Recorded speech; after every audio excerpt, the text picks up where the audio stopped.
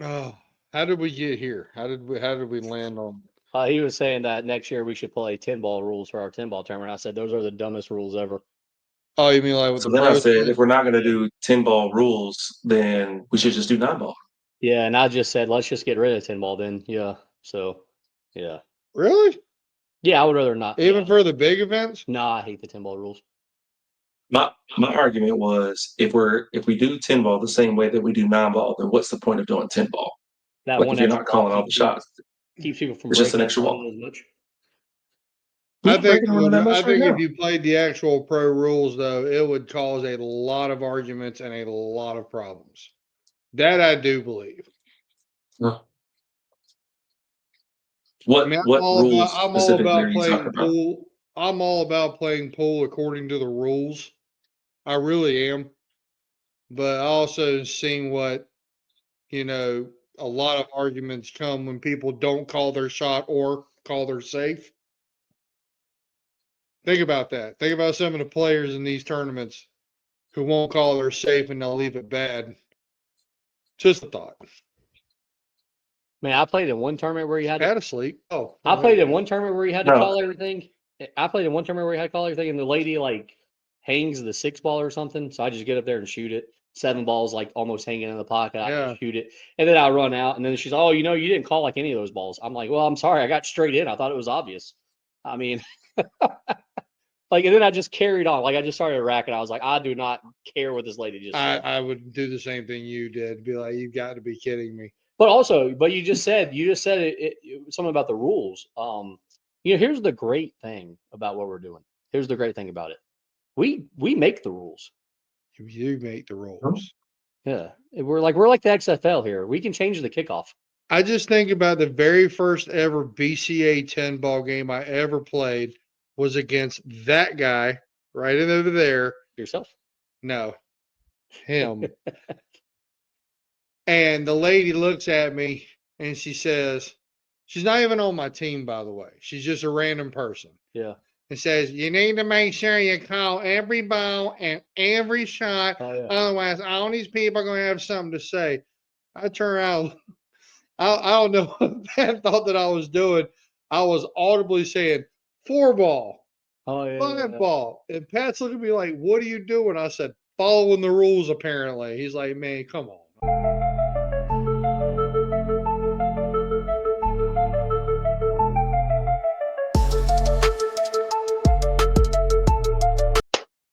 TPS reports. We're here. We're excited. Far and away could be our best show yet. I'm Justin. This is Brandon, of course. That's Pat on the screen, drinking some water, staying. This is why he's the most fit out of the three of us. He's drinking water. I got delicious and refreshing Coca-Cola. This is 0 sugar. Does that count? No. Not as A good. little bit. Yeah, not as good as water. All right, guys. Fun tournament here. We added to the schedule a little late. Was not on the schedule at the start of the year. We went to Fast Action Billiards up in Statesville, North Carolina, owned and operated by two of our friends, David Dool and Clint Clark. We've seen Clint a few times in our tournament.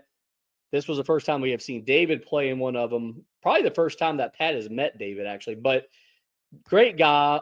Pat, you were there with me all day from the start to the finish. So let's just go ahead and talk about the place itself, the business itself, Fast Action Billiards.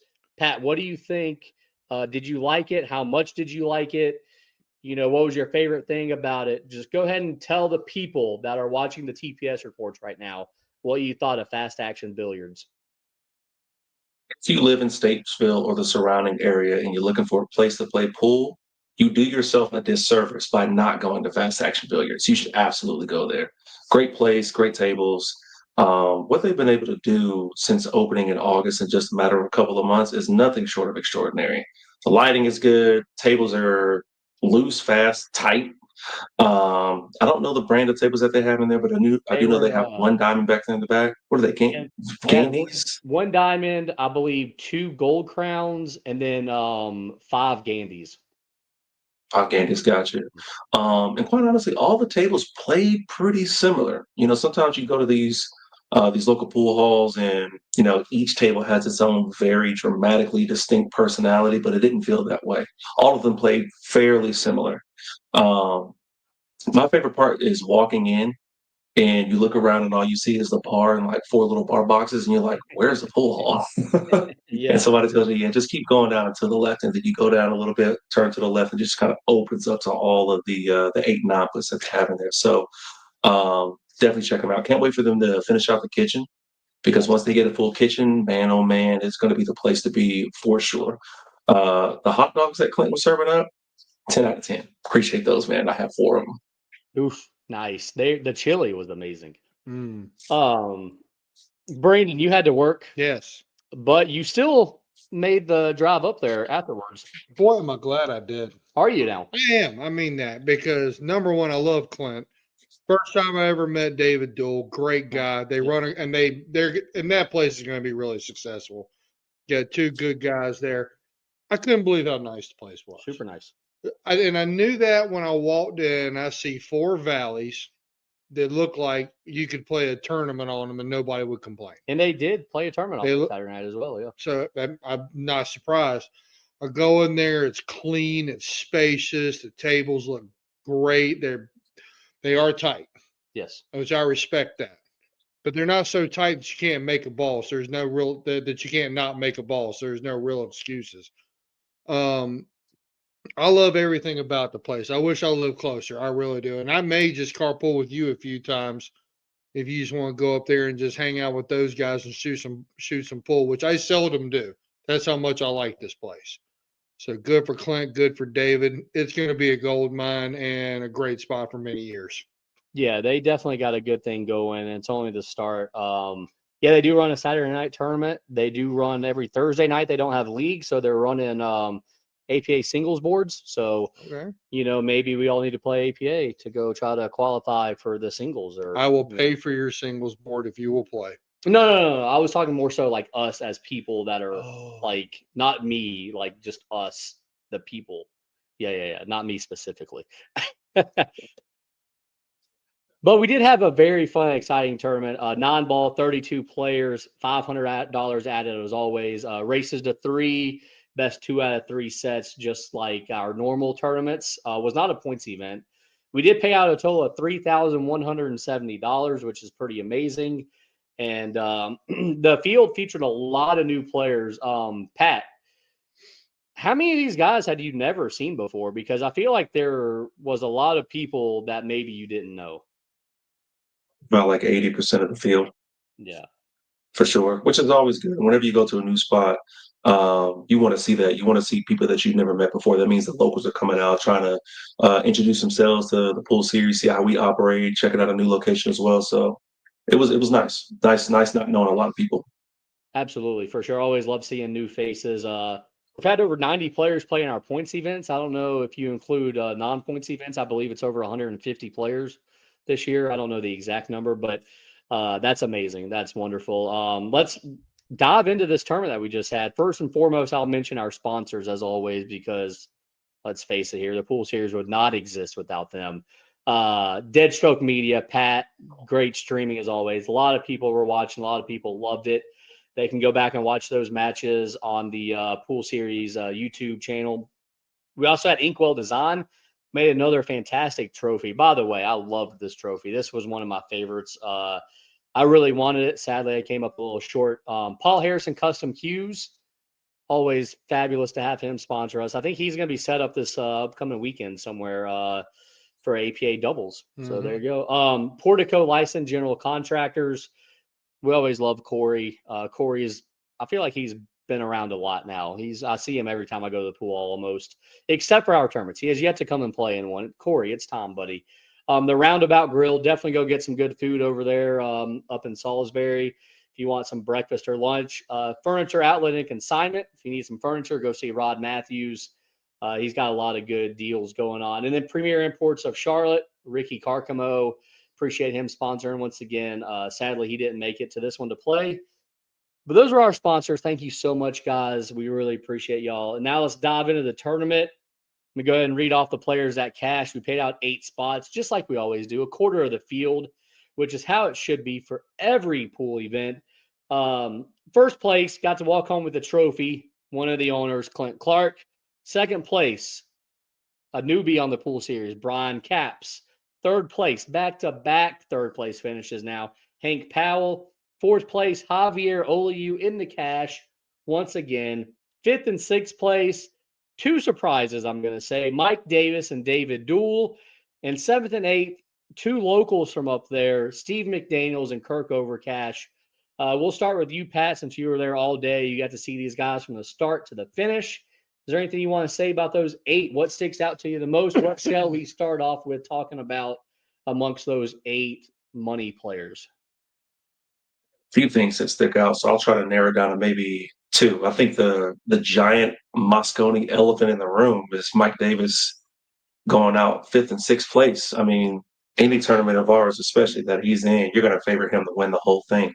And so to see his opposition, Brian Capps, come out and play the way that he did in that opening match, it was like fireworks were going off in my head. Like, oh my God, who is this guy?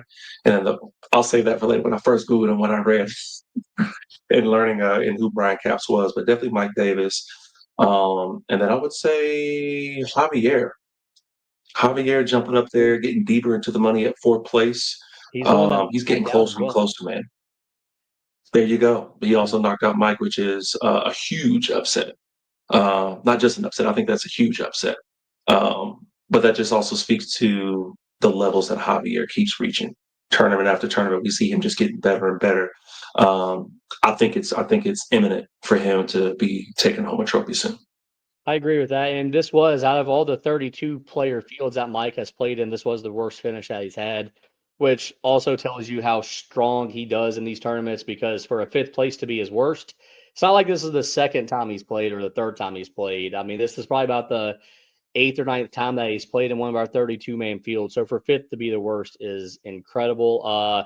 Yeah, I'm glad you finally got to see who Brian Capps is, because the guy is the best player to ever play with a Rusty Wallace pool cue. It's downright amazing. It's just phenomenal. And also David Dool, the other owner, getting 5th, 6th is unbelievable too. I think he'll even tell you himself that I feel like he over succeeded. But he played some great matches, played some great pool. So it's good to see both owners and our first time up there finishing in the money. Brandon, what sticks out to you, man? I mean, he pretty much summed it up with Mike Davis, getting 5th, 6th. I hope that's encouraging to all the watchers, all the people that are on the fence about playing. An A player can beat a AAA player. A B player can even beat a AAA player. So there's no reason to be afraid. Come on out and play. We need different players in these tournaments. I'm gonna be honest with you, because it's the first time I've seen it. I'm not surprised. I'm not that surprised that Clint won the tournament, but I'm a little bit surprised that he went the hardest route possible. Yeah, lost first round. And he lost to a good player in Kirk Overcash, which I am not surprised to see Kirk getting the money. Kirk's a good player. Clint did revenge that loss. Yes, he did. Yes, he did. But to take that long of a route to go, like if they were races to 7 or races to 9, I wouldn't be that surprised. But remember, these are only races to 3, best 2 out of 3 sets, alternate break. I mean, that to me is the most impressive part of that, seeing Clint go all the way through the losers bracket to take it down. I mean, that's what sticks out to me. Yeah, and I think this is the second time this year that Clint's played in one of our 32-man fields, and he now walks away with the trophy for the second time. So maybe he really likes 32-man tournaments. Maybe he needs to play more, because that's 2 for 2. That's 100%. I'm not great at math, but 2 out of 2 is 100%. Pat, I mean, what did you think about, Clint just kind of, we saw his last few matches on the stream, but I mean, all day long after losing first round, just what did you think about, him playing all day and just, still being there and not, getting tired or getting worn out?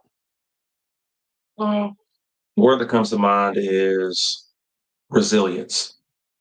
That's what comes to mind. I think he's the first player in pool series history to lose first round and then win out to go all the way and win the trophy, right? Yes.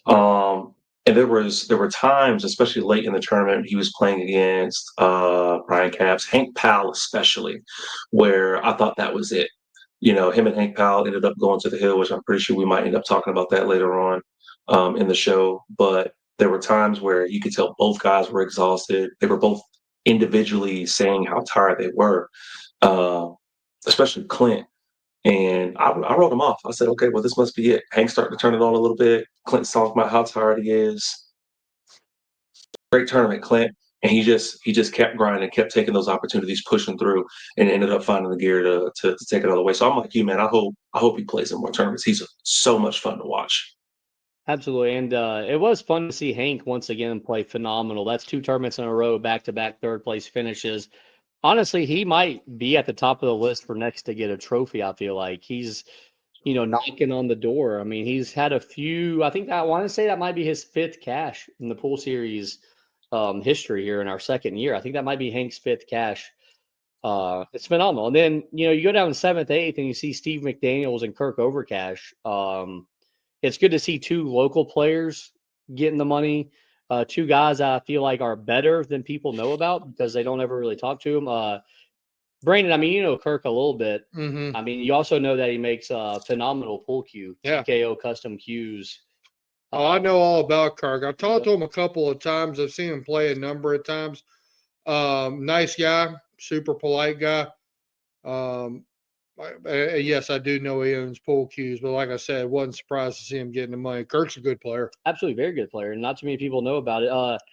The other 7th, 8th place finishers, Steve McDaniels. I want to talk about him for a second because Sure. this guy's been around for a long time, and it seems like he just has played at that same level ever since I've known him. But really, I just want to mention him because I love his nickname. They call him the Magician. I mean, that's always a great pool name. Sadly, I don't think he didn't play on the stream. We never got Steve on the stream, did we? We never had a chance to. He was usually playing on table 7, right to the left of the stream table. I saw him over there a couple times. Yeah, he played over there a couple of times. I think the rest of the guys in the top 8 played on the stream, so you can all definitely go check out and see all of our top players in action. There's probably 3 other guys that didn't cash that I felt like probably I expected maybe to be in the top 8. I don't know. I mean, honestly, I feel like maybe there is a couple, 1 or 2 that maybe could have fallen off the list, and these guys could have been up there. But I'll kind of mention these 3 guys and see what y'all think about it. Liam Wynn, I think he could have been in the cash. Finished 17th place. I honestly thought Liam would make a strong showing. I feel like he's been playing really good, and he usually does well on the pool series events. Next up, Randy Knipe, the owner of Randolph's Billiards in Hickory. I expected Randy to cash. I haven't seen him play in a very long time. He said he hasn't been playing much, but we all know how pool players are. I haven't been playing much. Okay, cool. You're going to win the tournament. Awesome. Congratulations. Randy sadly finished 25th, so I guess he hasn't been playing. And lastly, Jacob Blake. I thought maybe this was the time that he finally gets there, but another 9th place finish for him. One thing about him, he's very consistent, as I think that's his 5th, 9th place finish this year. So he's definitely staying consistent, not wavering from that spot. But yeah, Brandon, I mean, is there anybody, what did you think about those 3 guys, or is there other people that you want to talk about that didn't cash? No, you pretty much hit the nail on the head. I would consider James Jenkins another one that Sadly, he didn't show up. He got I stuck. just happened to see the name on here. Yeah, okay. he got stuck with work. Because I would consider James Jenkins a good, solid, a good chance to cash. Yeah, he's a good player. Yeah. But all right, Jacob, because I know you're going to watch this.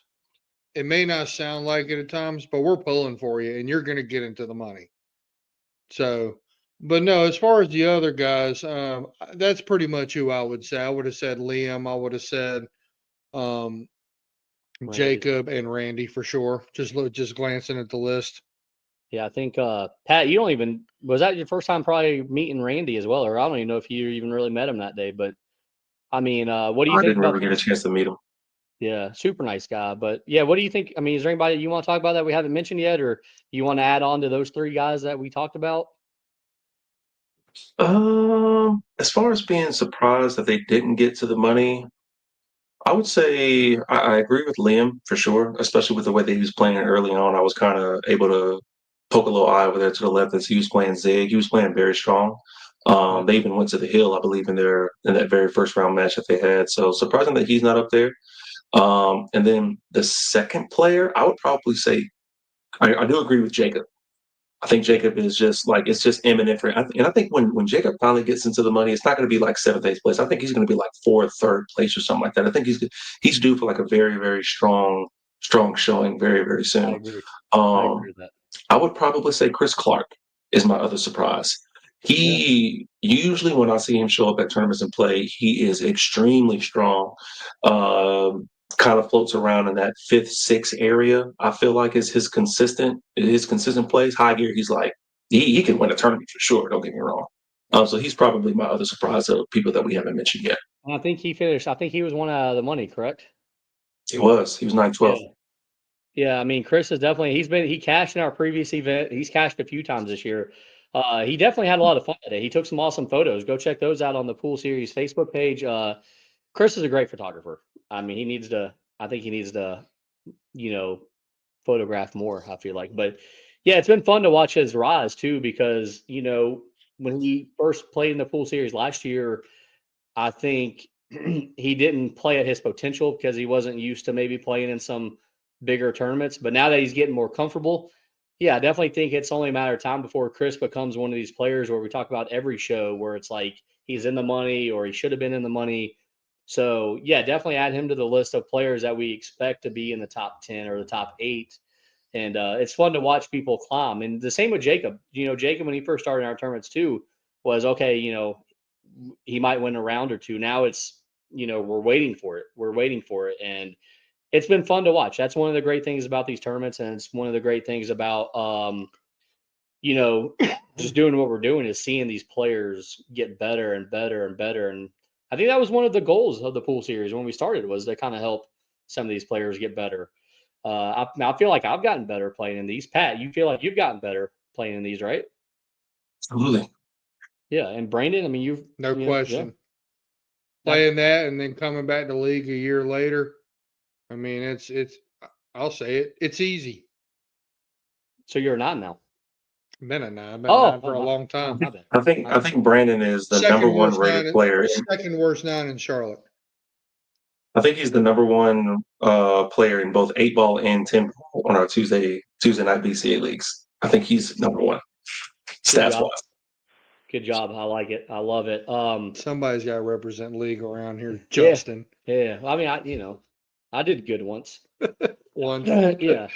Well, let's go ahead and talk about how we all did in the tournament. Brandon, your tournament was very quick. Did not miss a shot the entire day from behind the booth. Thanks. It's like 3 or 4 tournaments in a row. I know. I like it, man. I like it. You're just saving up for the big finale. I can't wait for the big finale. But we'll talk about me and Pat and how we did in the tournament, which actually included a match against each other this time. So, Pat, you finished 17th place. You started off with a 2-0 loss to Rico. Then you beat Jerry Hilton 2-1, and then me and you played, and I pulled out the victory 2-0. I'll just start off with my thoughts on your tournament. You and Rico is probably a toss up. Maybe Rico has more experience, so maybe slight edge to him. But I didn't expect 2-0. I was thinking third set, so I don't really know what happened exactly. But seeing 2-0 kind of surprising. You beating Jerry, a little bit of a shocker. I've known Jerry for a very long time. Dude can play phenomenal. He says he doesn't play as much now that he has a bundle of kids at home, but still a great win for you, man. I mean, that's an awesome win. 2-1 third set to pull it out. I feel like winning third set, second round on the loser side is tough to do. I feel like, because it's easy just to roll over and be like, I'm out. But so to fight through and win, I think is awesome. And then our match, I mean, I'll just talk on that when we talk about my tournament, but I mean, it always sucks to have to play each other, especially so early in the tournament.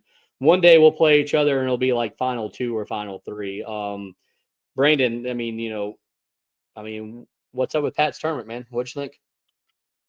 I think he, like I said, I mean, Rico's a tough player. He's tough action every time you get to the table. So I will agree with the point you made. I do expect it to go 3 sets. So, but I do think the favored player won.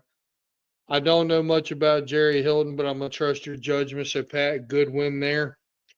and then losing to this guy right here. There's no shame in that. Those are good learning experiences. But, you know, I also wouldn't be surprised if in the next event you drew each other again and you took them down.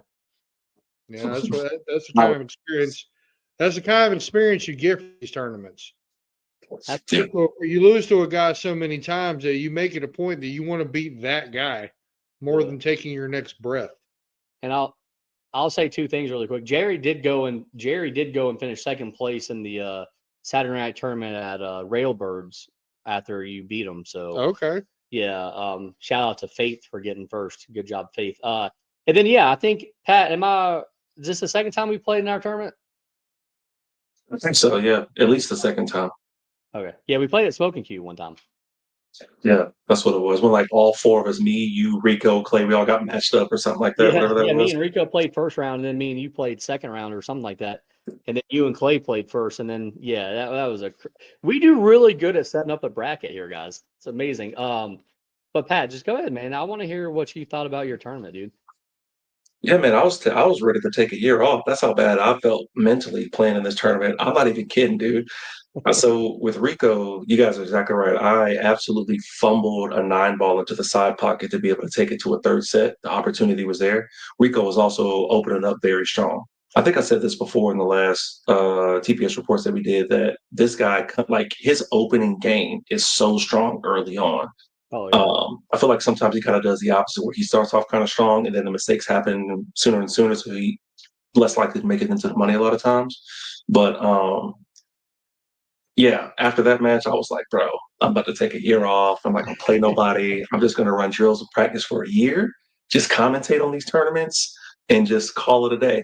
And I actually took that mentality into the Jerry Hilton match. And I think that kind of helped me loosen up and not care as much, just kind of stick with, just fundamentals. This is where I'm trying to get to. This is what I'm trying to make.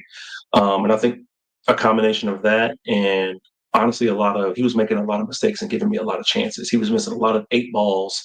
He would run like 6, 7 balls, get to the 8, miss, run 5, 6 balls, get to the 7, miss. And I had, decent runouts at that point. And then got to you, Justin. I think it was the same thing. I had another opportunity to take us to a third set and just didn't get it done. But yeah, mentally, bro, I hated this tournament. I ain't gonna lie to you. But I was at the very least happy to get a win. I think I'm at the point where if I don't get at least one win, it's a disappointment, regardless of how I played. Before I wasn't winning anything, trying to fight for that one win. Now I'm at the point where I'm getting that win. So I feel like for me, my next hurdle is stringing together, closing out matches, putting myself in a position to have a chance. So no retirement party just yet. Oh, good. No retirement party. Yeah. I mean, I like what you said for sure. And it's only a matter of time before you start winning some of these matches that are close. And it sucks too because I mean all three of your matchups were tough, and that's never a fun thing to have happen. You know what I mean? Like you kind of want somewhere in there for it to be a match where you're favored. Like I said, I don't know if you were necessarily favored in any of those three matches. At best, it was a toss up in the first two. I mean, honestly, to that point, I never care about that. The stronger, the better to me. Yeah. I want to play you. I want to play Mike. I want to Brian. I want to play all of them. I don't care about being the favorite. I just care about what I do when I'm on the table and putting myself in a position to be able to take those victories, making it close at the very least. And if not, then I'm going to learn something from it. But I don't want to play lesser opponents just so I can say that I got further in the tournament. I'd rather play better opponents and lose and learn something from it and get better versus saying that I won the matches that I was supposed to win, if that makes sense. No, that makes sense. Yeah. And I don't mean it like that, as in you just want to do it because you want to make it further. I mean, like Yeah. sometimes I feel like it's okay, like, hey, maybe I'm playing somebody where I'm heavily favored and I can kind of relax, get and stroke a little bit, get warmed up a little bit, and that'll help me, for the next round where I might have to play the best player in the tournament. That's more so what it Yeah. means. It's just more so like it's like when Alabama plays Northwestern State, Alabama, Arkansas, you know, for the first week of college football, and they win 173-0. It's like, okay, cool.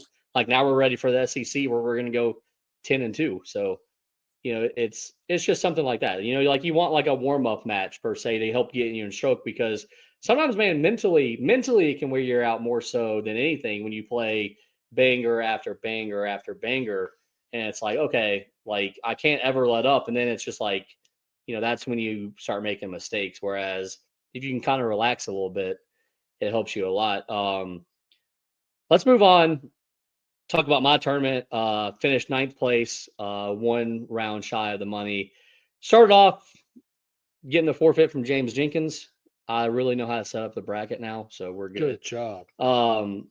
But then I messed up, losing to Brian Caps 2-1. Then I pull out the win against Pat 2-0. Then beat Lee Steelman 2-0, and then lost to Kirk Overcash 2-1. Pat, let's just start off with you and what you thought about how I did in the tournament, about how my matches went. Everything's fixed. I knew you put yourself against James because you knew he wasn't going to make it. No, I'm just kidding. Yeah. I don't know much about Lee Steelman. I know much about that guy that you beat 2-0. I think you're absolutely supposed to win that match. And I think it might be a bit of an upset that Kirk beat you. If I'm remembering, the few shots that I saw him play, I think I saw him play on the stream table. I think I commented on one of his matches on the stream table as well. He played Javier. Played Javier, that's right. So I guess my question is, what was going on in both the matches against Brian Caps and Kirk Overcash? Because both of those matches went to the hill. So do you feel like it was more so that you were kind of giving up some shots that you normally wouldn't, or? Yeah. They were, both guys played really good. I feel like all my opponents played pretty good. I want to get Brandon's thoughts on my tournaments before I talk about my matches, though. I thought your match with Brian Caps, and I mean this in the nicest way possible, was a little disappointing for you. I mean, well, I just remember because I haven't watched I've watched half of the match because when I was at work the other day, I had nothing. I was, got all my tasks done. I said, I'll go through my phone. I'm gonna watch some pool, watch some of the pool series and whatever else. Turned on yours and Brian's match, and I mean, don't get me wrong, Brian played great all day until he had the layover for the finals. Yeah. I mean, Brian was Brian. It was good to see him out there playing again. I hadn't seen Brian in years. Oh, wow. And Brian's an absolute stud. So you gave up a few outs in the first set and in the beginning of in the first set that I feel like may have changed the course of the match. I know you ended up taking them to the hill. I haven't watched the second part of that yet. But sometimes when you get behind early, it's hard to come back late. And I feel like that kind of was the case here. But I mean, I don't think you played bad. I don't think you played bad at all. I think there were some unfortunate rolls. I have not watched your match with Kirk yet. Was that on the stream? No. Okay, so obviously I won't be able to watch it. Yeah. So I have to get your thoughts on that. But your match with Brian wasn't bad from what I saw. Just in the beginning, just a couple of mistakes that built some confidence for Brian. Yeah, I'm gonna say first and foremost, I feel like this was by far the worst I've played in any pool series tournament that we have had. Just from the start to the end, I think this was the worst that I played. And the fact that somehow I pulled out 2 wins is a miracle. First of all, yeah, thanks to James for not showing up so I could get a bye. I feel like that actually hurt me more so than anything. That's that warm-up match that I'm talking about, Pat. Like, that's where I could have used, no offense to James, but it would have been nice to, play him. And then, yeah, you're losing to Brian. I beat him once, and honestly, I feel like maybe I could beat him again, but that match I played awful. How I won a set, no idea. Zero idea how I won a set. And I actually feel like I should have won another set. So, wow. Pat, our match, just you rattled balls. I mean, you easily could have won 2 sets of 0. Yeah, that was just a very weird match. Like I said, it was, it could have been 2-0 your way, instead it was 2-0 my way, but I feel like I only played like one. I feel like I played 2 good racks, and that was the last rack of each set. Those were the only 2 racks I feel like I played good. I beat Lee Steelman 2-0. Kind of the same thing with you, Pat. He just rattled key balls, and then I played like 2 or 3 good racks to beat him. Like, I made a great combo to get to the hill the second set. Probably the best shot I made all day. And then against Kirk, I mean, literally the first set he made 5 balls and wins. I mean, at that point, I think me playing bad just caught up to me, and Kirk played good enough to pull out the win. And at that point, I was really rooting for him to go on a good run. But yeah, that was the worst pool that Justin has played in any of the pool series events. Can I ask a Captain Obvious question right quick? Yeah. And just kind of get you both to elaborate on it. Those tables are tight. Think that played a big part of maybe you didn't play as bad as you thought you did. You just got some junk rolls, even though they all look like they're very well kept and they look like they roll. I mean, from what I was watching on the side tables, everything looked like they rolled true, but they were tight. It's No, more like yes, a I mean, combination. No, they were tight.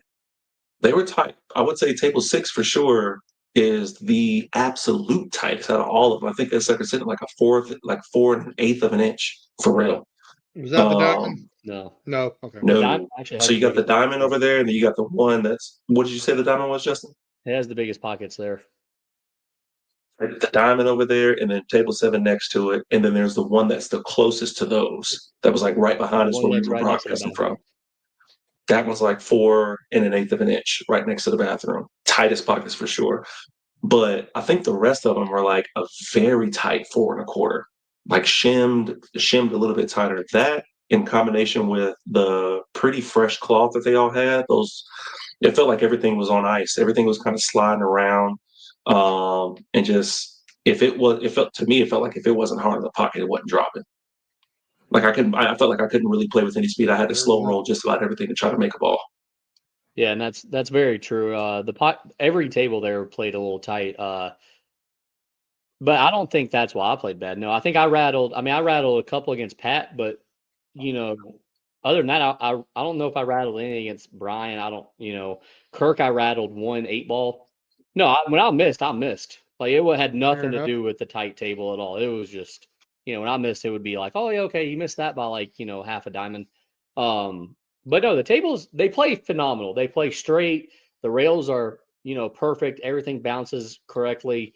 Just the pockets are tight on every single table, which is kind of unusual for a pool. Usually you have 2 or 3 that might be tight, one like super tight, but this might be the only pool I can think of where every single table is tightened up from what it should be. And it's very unusual to have Gandies being that tight. I think this is the first time ever that I played on a tight Gandy. When me and you played, Pat, that was the first time I think I've ever played on a tight Gandy. And when you're not used to that, that also kind of does send a shockwave through you because I was like, holy cow, like, normally on a Gandy, I'm like, okay, like, 4.5, 5 inch pockets, like, that's just how those tables are made. But I mean, I thought the table Pat played great when we played. Oh yeah, the table felt good. I say what I say not to complain about it or to say that it felt bad, but to Justin's question or to Brandon's question, they were tight with some slick brand new cloth, and I was also playing bad. So the Yeah. combination of those things, I'm getting dusted 0-2, somehow pulling out a hill finish on this guy. But yeah, they were tight, and I also suck. So you were in the blender from the time you started to the time you finished, is what you're saying. Oh, okay, perfect. 100%. Wonder.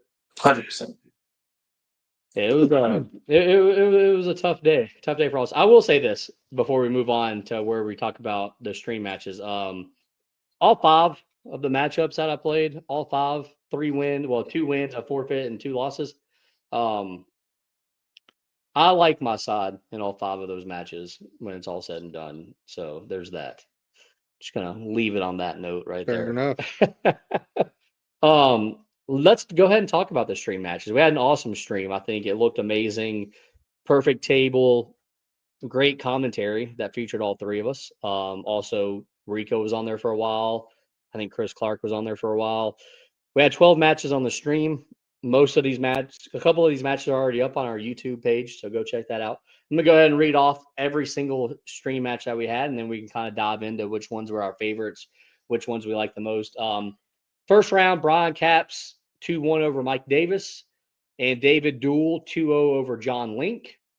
Second round, Brian Capps 2-1 over Justin Clark, and Jacob Blake 2-0 over Rico Gonzalez. Third round, David Duell 2-1 over Tim Spees, Javier Oliu 2-1 over Kirk Overcash. Final four winners side, Brian Capps 2-0 over David Duell, Hank Powell 2-1 over Javier Oliu. Hot seat match, Brian Capps 2-0 over Hank Powell. Fourth place match, Clint Clark 2-1 over Javier Oliu. Third place, Clint Clark 2-1 over Hank Powell. And the finals, Clint Clark 2-0 over Brian Capps. I'll just start off by maybe mentioning, I think, a match that needs to be talked about. Nope. And that's obviously just right from the jump, Brian Capps and Mike Davis. I think that's the match to watch here. I think that's possibly the two best players in the tournament. I know neither one of them win, but maybe on paper they're the best two. No offense to Clint at all. Even he won the tournament, great player, but maybe on paper these are the best two players. But Brian beating Mike 2-1 just right off the bat was like, okay, this is going to be an interesting tournament. And I'm just going to lead right into Pat because this led immediately into, hey, that's Brian Capps. Learn who that is. Pat, take it over. Anytime you make me Google you, you're doing something. Okay. I had to Google this guy like mid-match to figure out what was going on. And I think the first thing I saw was an AZ Billiards post from like 2002 or something like that, 2009. Talking about how he was just throwing people out of these tournaments, man. Probably with the same It Rusty was Wallace pool cue, by the way. maybe. That thing's like Excalibur in that man's hands. But I would say it was such a pleasant surprise. I never root against Mike Davis. I'm one of his biggest fans. I want to see that guy win just about everything, just because he's such a great guy and so much fun to watch. But the way that Brian came out playing, like he was just firing on all cylinders. He looked like he was just not like I don't. After that first match, I didn't think anybody was going to be able to beat him that day. I thought that maybe Mike was going to come back around, and we basically just got a glimpse of what the finals was going to be. Like Mike was going to come back around, they're going to meet back up in the grand finals and settle it again. But amazing player. That's definitely one of my two matches that if you haven't seen it yet, go back to the Facebook and watch it. Absolutely, absolutely. Brandon, what do you think, man? I mean, is that the match to talk about? No. No. Okay. All It's right. not. All right. I called the match with that guy, and I think he and I were in. Okay, I'm going to go the opposite path than what you just went with the great match that Brian Capps and MDJ had. He and I watched Hank and Javier just gift wrap it to each other multiple times, and neither one of them until the very end would accept the gift until Hank finally did. I mean, and I'm not cracking on them. I'm not saying anything bad. When you play a lot of pool all day long and you've been playing at a high level, you're going to have some mental lapses.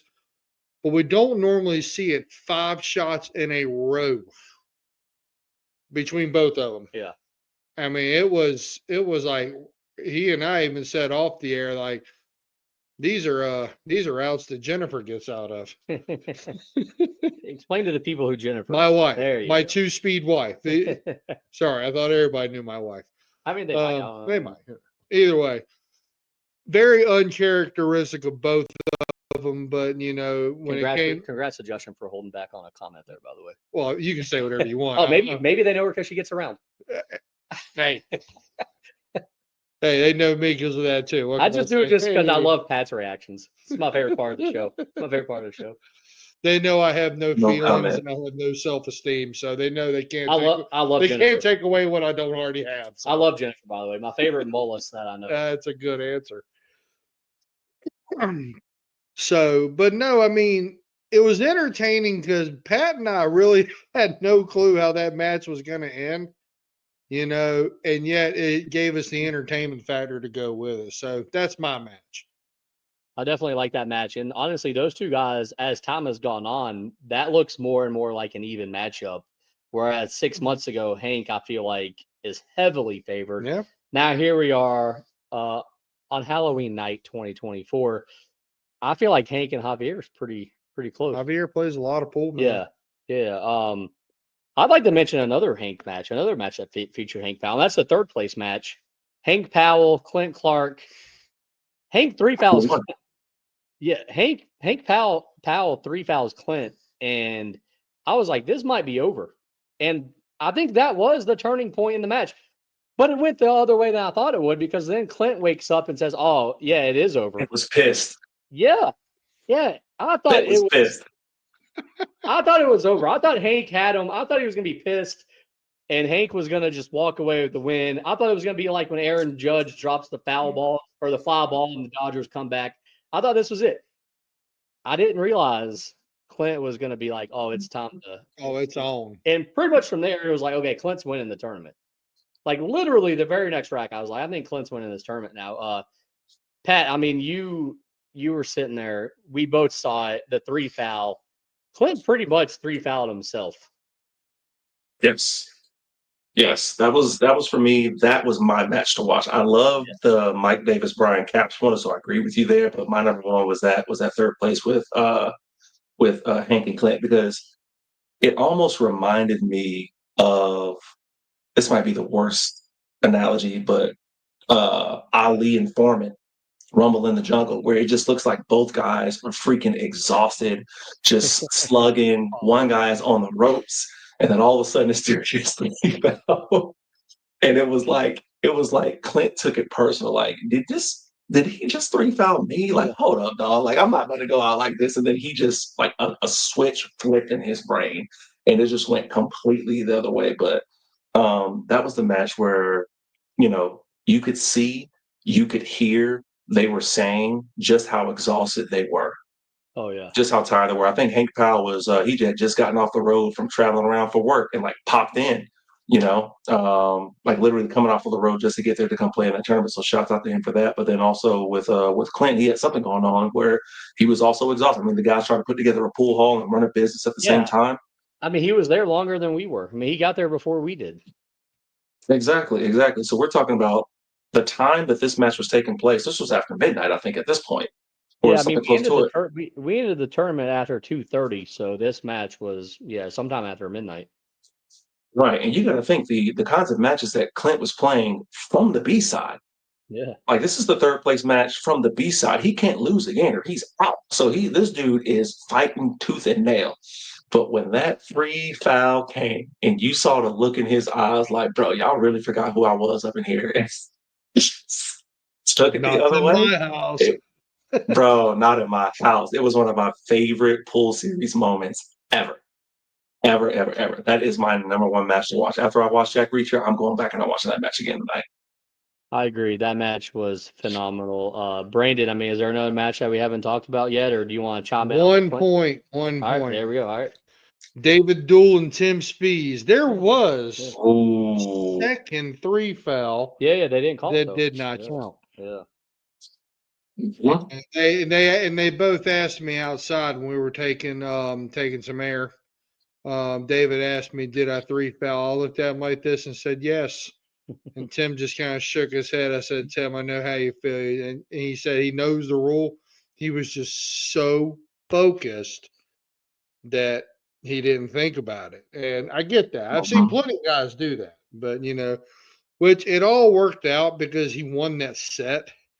But it's just one of those things where Tim kind of learned a lesson there, And the worst part about it was he didn't even try to 3 foul him. David just missed a kick. And he just happened to be on 2, but it was never called. But that's really about all I have to say about that as far as that goes. I'm glad you mentioned that match, though, because this is the second time we saw Tim play in one of the pool series events. And he was on the stream in the first one that he played on in Raleigh against Corey Sykes. And I feel like that might have been the worst match that Tim's ever played in his life. I don't know Tim that well, and I've only seen him play, in a few matches in the pool series, but you could tell against Corey, maybe he was nervous on being on the stream. Maybe he was nervous just playing in a bigger tournament.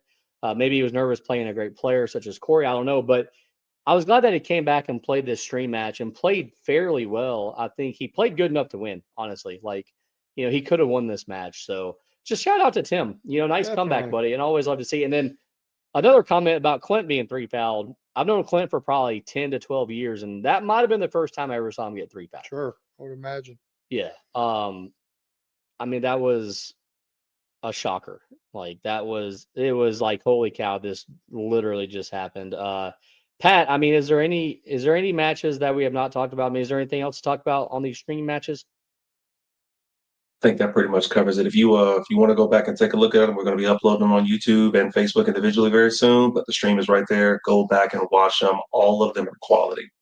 Is there any certain shots that was there any spectacular shots that we need to keep our eyes out for? Was there a certain shot that stood out? Like I feel like they're really this tournament, a lot of times in a tournament we have that one shot that we want to talk about. I feel like this tournament there really just was not like any spectacular, like there was no top Sports Center top highlight. Let's say that outside of the three foul was probably the highlight of the tournament against Yeah. Clint Clark. So if we're going to talk about a shot, outside of that, I think Brian Capps had multiple shots in the tournament.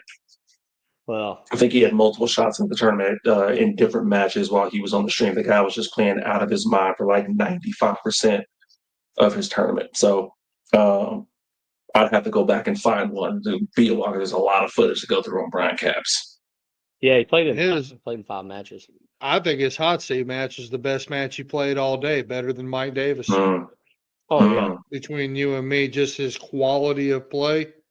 Because I yeah. mean, if you ask him, he got a little bit lucky to get past Mike. Mike missed an 8-ball in the Hill game in the third set. I mean, it wasn't an easy 8-ball, wasn't a hanger, but I mean, he still missed, and Brian got out. The match with Hank, I mean, we're all doing our predictions, and we all picked Brian because of what we saw beforehand, and he carried it right in. I mean, Brian makes spectacular shots on the regular, so I guess maybe none of them stick out to me because that's what I expect from the guy. I've seen him do phenomenal things on a pool table throughout time. Mhm. A lot of them have been up close and personal because I've played them, quite a few times. Have gotten lucky enough to beat them once, in an open tournament. So there is that. But yeah, I mean, honestly, once he beat Mike, he was my pick to win the tournament. I mean, especially once Clint lost first round. Also, I thought this was just hey, Brian Capps, congrats on coming to the pool series and getting your first W. But it didn't work that way. Clint with a masterful comeback. Maybe this is one that Clint writes a book about how to lose first round and come back and win the tournament. But I mean, Pat, is there anything else that you want to mention about our first tournament at Fast Action Billiards? Thanks so much to Fast Action for hosting us, man. We will definitely be back in 2025. Really and truly can't wait to go back there to give those tables a better game. Tim Spees, please come to more tournaments, man. You are what the pool series is all about. You, William Wood, all those guys, man, please keep showing up. But yeah, man, we got the next one coming up at Smoking Q in 2 days as of today, whenever this thing comes out. So this has been a great year, man. Shout out to Fast Action. Yeah, super funny. Or Brandon, anything else you want to mention about the Fast Action non-ball tournament? No, can't wait to get back. Cannot wait to get back. Look forward to it. Great room, great people. One thing that David said that stuck out to me that I wish a lot of bar owners would think about, he chose to have less tables and more walk around space so the players have a good, comfortable environment to play in. So good for those guys, two great guys, and look forward to the next one. That's for sure. Yeah, definitely can't wait to go back to Fast Action. I hope those hot dogs stay on the menu. I really like the chili that they had for those That hot was dogs. good. You are right. Yeah, absolutely. And yeah, I mean, Pat kind of mentioned that we do have a tournament coming up at Smoking Q, points event number 9, the very next to last points event. Running out of time to qualify for the top 32, ladies and gentlemen. So you better hurry up, come out, play, try your hardest. You don't want to miss the Tour Championship, 2,500 added. And for the players near the top, of the points, you still got a chance to get the top 3. Try to get some bonus money right before Christmas as well. It's going to be a fun final month. Both events are in November, one right before Thanksgiving at Blue Rocks, which will be 8-ball. We're going to end it with an 8-ball tournament. It's only right. I think our first one of the year was 8-ball. There you go. What does that say? 8-ball express, 8-ball break and run. Pat is ready. That could be. Don't just hand these out, job turkeys, okay? You got to earn that. All right, I'll have to go over there and get mine off the bookshelf. I will say I am predicting though that 8-ball tournament will be your first cash in the pool series, Pat. I believe it. I think it's happening.